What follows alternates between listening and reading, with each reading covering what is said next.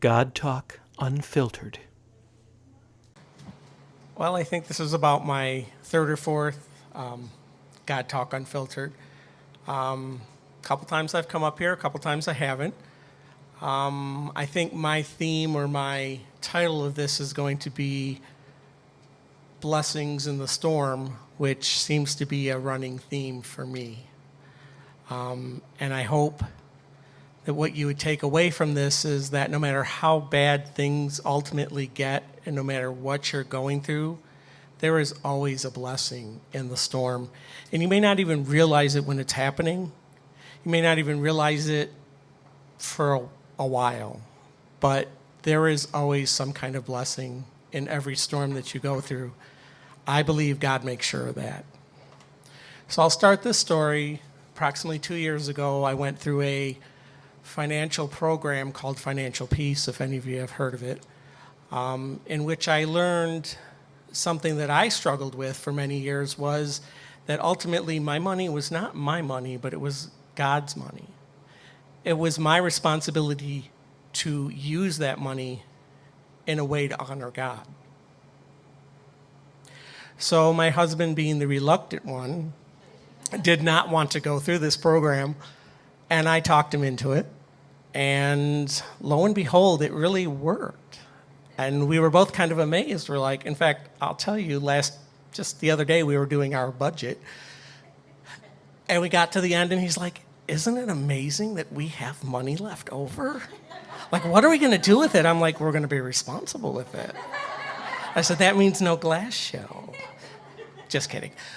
Anyway, so we have been blessed beyond belief from this Financial Peace University, learning how to take care of our money, learning how to give back, learning how to give from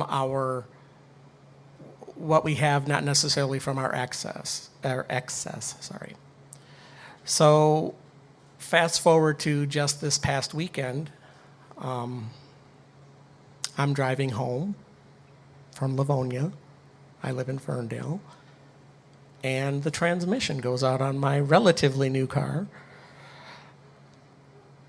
And of course, my old thought process was, oh my God, what am I going to do? I don't have $5,000 to fix a car. But then I thought about it. Now, mind you, there have been a couple things that have happened in the last 6 months, one of them being that my sister passed away. When my sister passed away, myself and the family thought, we're going to have enough money from the sale of her house to pay her medical bills, and that's probably going to be it. And we'll be lucky if we can do that. Some of the blessings that have come from that is my sister had money. I mean, I would have thought she was broke the way she talked. But this woman was preparing for her retirement like you would not believe. So she wasn't broke. Well, she wasn't rich either, but she wasn't broke. One of the other blessings that happened, all the medical bills from the time that she became sick in December until when she passed away in April, every single one of those medical bills wrote off to the tune of like $16,000. I was blown away every time I'd call. I was like, wow. It just blew me away. And of course, all that money goes into the estate for the family. So she also had life insurance. So basically, here I am sitting here back in my old thought process on Saturday going, where am I going to come up with the money to fix my car? And then I think about it, and I'm like, God's already provided for that. There's enough money left from what my sister left to me in order not only to pay for the car, but for a number of other things that needed to be done, including some repairs to my home, to our home. And for that is a huge blessing.